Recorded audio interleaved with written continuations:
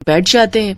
लेकिन अगले दिन सास ने दोनों बहुओं को सबक सिखाने का फैसला किया। अगली शाम रसोई से बर्तन धोने की आवाज आती है। दीदी, अभी तो हम रसोई में गए भी नहीं, फिर ये बर्तन धोने की आवाज कहाँ से आ रही है? चलो देखते हैं। दोनों अंदर जाकर देखती हैं तो अनुज बर्तन मांज रहा होता है, रोहन धो रहा होता है और बूढ़ी सास पार्वती खाना बनाने लगती है। ये देख उन दोनों को बड़ी शर्मिंदगी होती है। ये आप सब क्या कर रहे हैं? बहू, अब तुम दोनों से तो ना बर्तन धुलते हैं ना खाना बनता है, तो हमने सोचा हम खुद ही ये काम कर लेते हैं ताकि हमें रात की रसोई खाना तो नसीब हो। तुम दोनों जाओ और आराम करो। नहीं माँ जी, हमें माफ कर दीजिए, हमारी रहते आपको ये सब काम करना पड़ रहा है। हाँ माँ जी, हमसे भूल हो गई, हमें अपनी गलती का एहसास हो चुका है। अब से आपको कभी शिकायत का मौका नहीं देंगे। हमारे रहते हमारे पतियों को जूठे बर्तन और माँ जी आपको खाना बनाना पड़ रहा है। नहीं नहीं नहीं, आप सब बाहर जाइए, हम 1 घंटे में खाना बनाकर लाते हैं। अच्छा ठीक है, तुम कहती हो तो रहने देते हैं। चलो बेटा। माँ और बेटे बाहर आकर खूब हंसते हैं और एक दूसरे को आंख मारकर कहते हैं, मिशन सक्सेसफुल।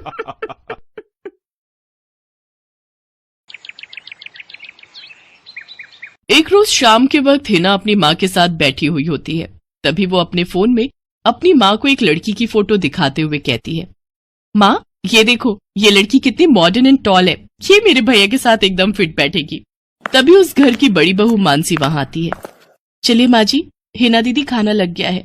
बहू यहाँ तो आ, ये देख हम तेरे देवर के लिए रिश्ता.com की साइट पे लड़की ढूंढ रहे हैं जो कि सुंदर होने के साथ साथ अमीर भी है। अब तेरे गरीब मायके वालों ने दहेज के नाम पर 1-2 चीज पकड़ा दी बस, इसलिए अब मैं अपनी छोटी बहू अमीर खानदान की लाऊंगी जो कि भर भर कर दहेज लाए। हाँ, वो अपनी बड़ी बहू को ताने दे ही रही थी कि तभी उसका छोटा बेटा हितांश एक मॉडर्न लड़की के साथ घर आता है। उन दोनों के गले में वरमाला डली हुई थी। हितांश बेटा, ये लड़की कौन है? माँ ये जूली है और हम दोनों ने शादी कर ली है। क्या तुम दोनों ने शादी कर ली? मैं नहीं मानती इस शादी को।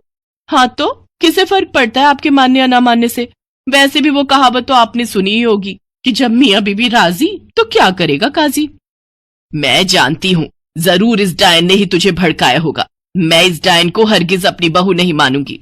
भले ही आप ना मानो, लेकिन लीगली तौर पर मैं ही तो हूँ आपकी बहू। इसलिए अब जल्दी से जाइए और आरती की थाली लाकर मेरा गृह प्रवेश कीजिए।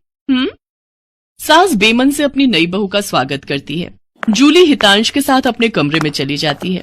हे राम, माँ अपनी इस नई छैल छबीली के तेवर देखे, इसके तो रंग ढंग ही अलग है, बड़ा ही घमंड है इसमें।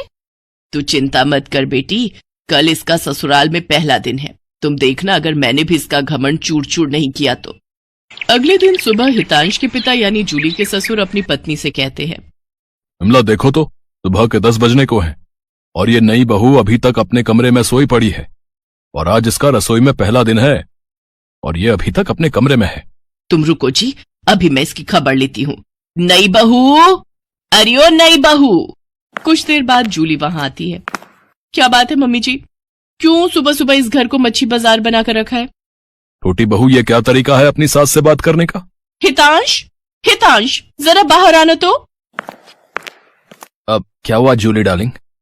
तुम चुपचाप से अपने बाप को समझा लो कि वो मुझसे तमीज में रहकर बात किया करे। पिताजी, आपने सुना जूली ने क्या कहा? नालायक, इस दिन के लिए पैदा किया है क्या तुझे कि तू अपनी बीवी का जोरू का गुलाम बन जाए? बस आपसे ही सीखा है पिताजी। जूली की सास खाने की लिस्ट नई बहू के हाथ में देती है और कहती है, ये ले, ये तेरी पहली रसोई की लिस्ट है। आज तुझे ये सब खाना हम सबके लिए बनाना है। और हाँ, उसके बाद किचन की साफ सफाई भी कर देना। सासू माँ, ना तो मैं खाना बनाऊंगी और ना ही सफाई करूंगी। बहू आई है घर में, कोई काम वाली बाई नहीं जो उसे आते ही काम बता दिए। भले ही ससुराल में मेरा पहला दिन हो, लेकिन इस पहले दिन से अब आप लोगों की जिंदगी बदलने वाली है। तो मेरी प्यारी ननद जी, पहले तो आप इस घर की साफ सफाई करोगी और सासू माँ आप बनाएंगी खाना, और वो भी मेरी पसंद का। मैं ये सब नहीं करूंगी, समझी? देवरानी जी, ये सब क्या कह रही हैं आप? हम इस घर की बहू हैं और ससुराल वालों का ख्याल रखना हमारा फर्ज है। जेठानी जी, इन जैसे फर्जी लोगों के लिए काहे का फर्ज? इनके साथ तो यही होना चाहिए। बड़ी जुबान चलती है तेरी, मैं तो तुझे छत से धक्का ही दे दूंगी, फिर तू भूतनी बनकर भटक